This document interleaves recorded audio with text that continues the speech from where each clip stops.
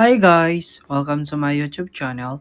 In this video, I will show you how a Python program works that displays song lyrics in the terminal with a typing, animation, and timing.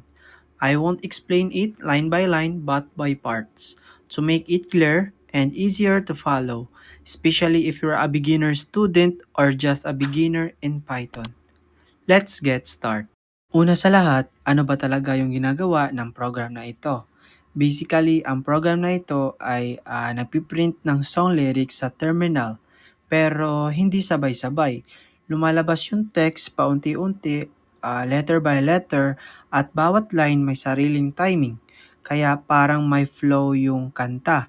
Ginagamit natin ang threads para makontrol ang timing at locks para siguradong hindi maghalo-halo yung output.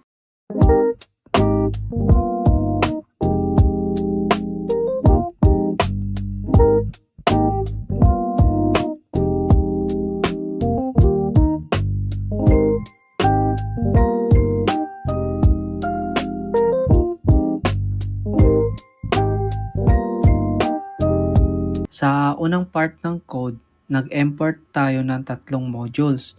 Yung time module ay ginagamit para sa delay, tulad ng sleep para makontrol kung kailan lalabas yung text. Yung threading module naman, ginagamit natin para makagawa ng multiple threads. Ito yung reason kung bakit pwedeng may sariling timing ang bawat lyric. Lastly, yung SYS module ay ginagamit para ma-print yung text character by character instead na isang buong line agad.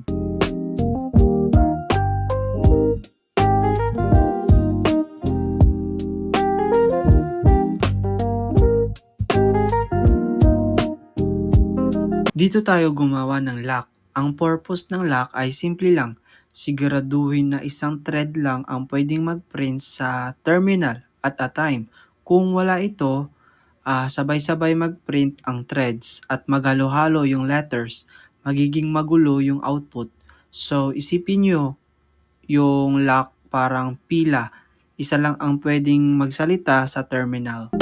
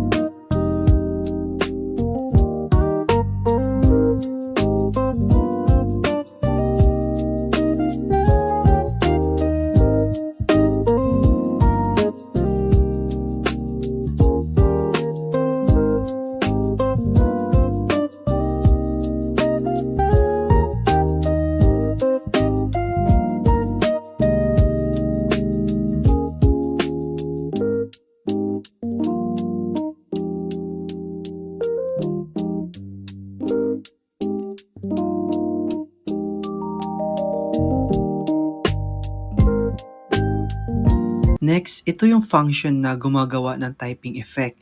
Instead na i-print yung buong sentence agad, piniprint niya yung text isang character at a time. Ginagamit natin ito para walang automatic new line. And then ito rin para siguradong lalabas agad yung character. At sleep para magkaroon ng delay sa bawat letter. Nakarap din ito sa with lock para siguradong walang ibang thread na makikialam habang nagpiprint.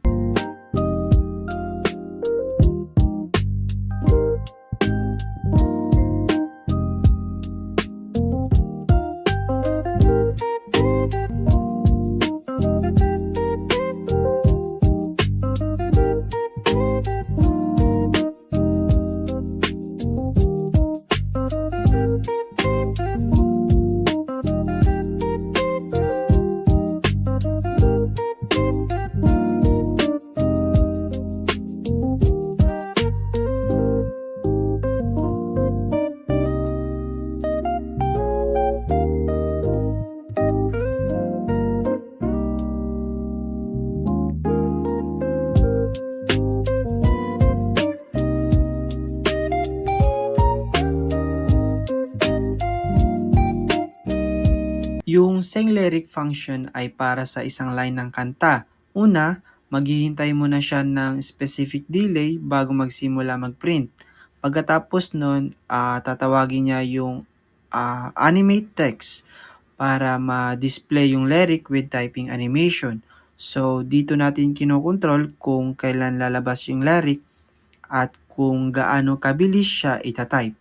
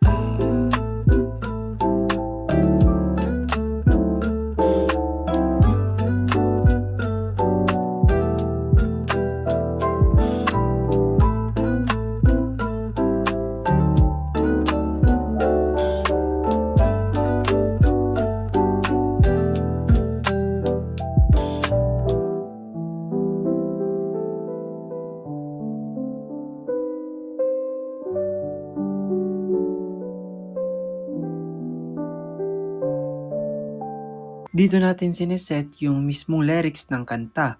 Each item sa list ay may dalawang laman, yung text ng lyric at yung typing speed. Kaya mapapansin nyo hindi pare-pare yung bilis ng bawat line, ginagawa natin ito para mas natural yung dating.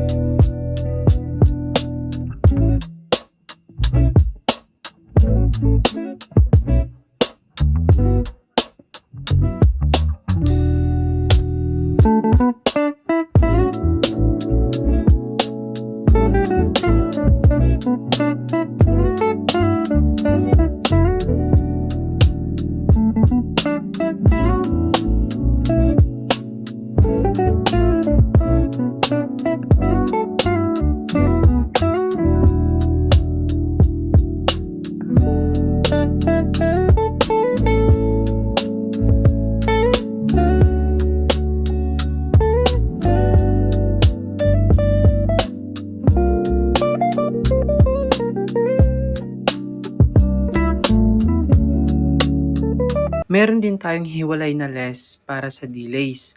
Ito ang nagsasabi kung kailan lalabas ang bawat lyric. Magkapareha sila based sa position o index sa less.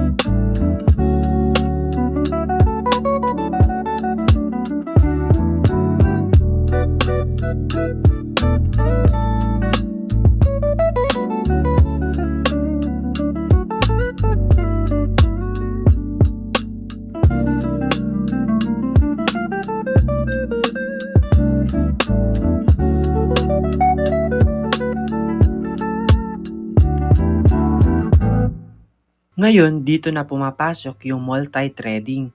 Para sa bawat lyric, gumagawa tayo ng isang thread. Each thread may sariling delay at speed. Kapag sinimulan natin lahat ng threads, sila na mismo ang bahalang maghintay at mag-print sa tamang oras.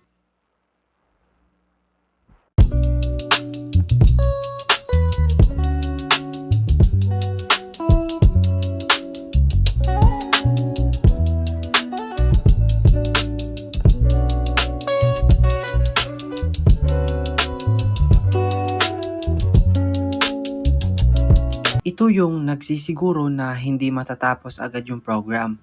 Hinihintay muna natin matapos lahat ng threads bago mag-end ang program.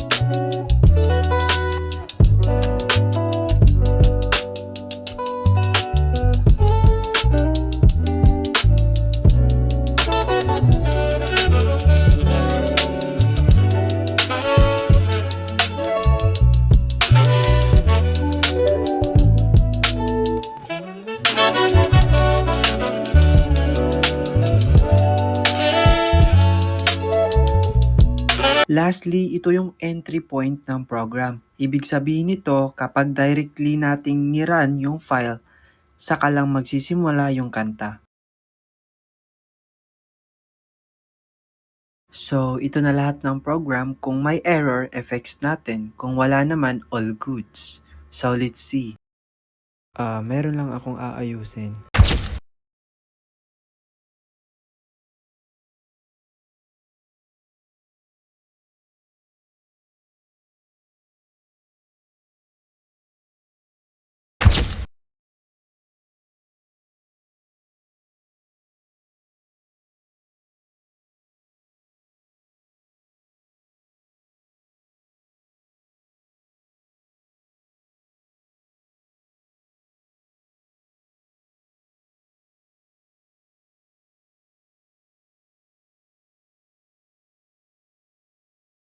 Kaya pala hindi ko nilagyan ng music kasi pwede akong makopyright ni YouTube.